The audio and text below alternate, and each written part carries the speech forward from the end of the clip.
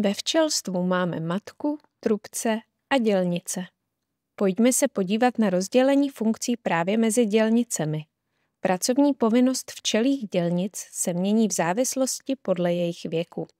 Nelze sice jednotlivé funkce striktně oddělit, jelikož podle mnohých zdrojů můžou dělnice zastávat i několik funkcí najednou, a to podle aktuálních potřeb včelstva.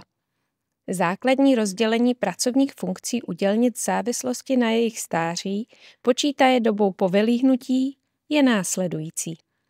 Čističky po 3 dny čistí buňky a starají se o to, aby buňky byly připraveny pro matku k zakladení. Krmičky se starají po další 3 dny o transport potravy pro larvy a nově vylíhnuté mladušky. Kojičky. Jakmile dělnice dosáhnou věku 6 dnů, má za úkol následovat matku, krmit jí mateří kašičkou. Včelstvo pozná, v jakém je jeho matka stavu, podle množství feromonu, který matka uvolňuje. A právě kojičky se tuto látku snaží roznést po celém úlu, aby bylo všem včelám zřejmé, v jaké kondici se právě nachází jejich královna a zda je vůbec přítomna. Stavitelky. 12. dnem se z kojičky stává včela stavitelka.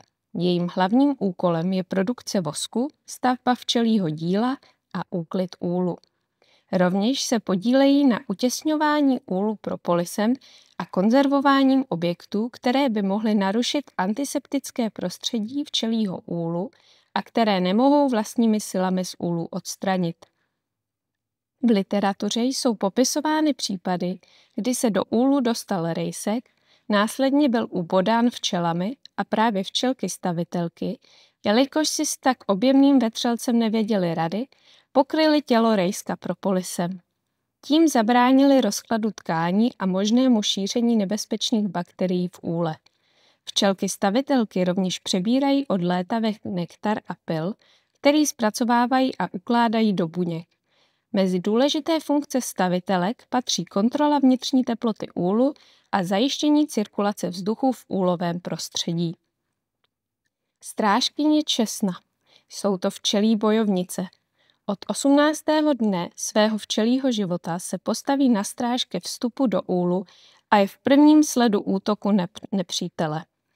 Strážkyně česna fungují rovněž jako bezpečnostní detektor při vstupu včel přicházejících zvenku do úlu. Okamžitě zahájí poplach a nevpustí včelu, která neprojde pachovým testem. Právě mateří látka je tím poznávacím znamením.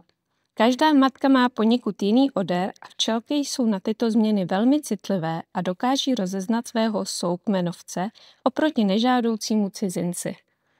Létavky. S příchodem 21. dne života opouští strážkyně česna svoji bojovou pozici a odlétají mimo úl. Jejím úkolem je starat se o přínos vody, pylu a nektaru pro svoji kolonii. Během několika týdnů nalétají až 100 kilometrů. Toto životní období je pro včelku nejnáročnější. V období intenzivní snůšky se včelky často upracují a zmírají ve věku 40 dní.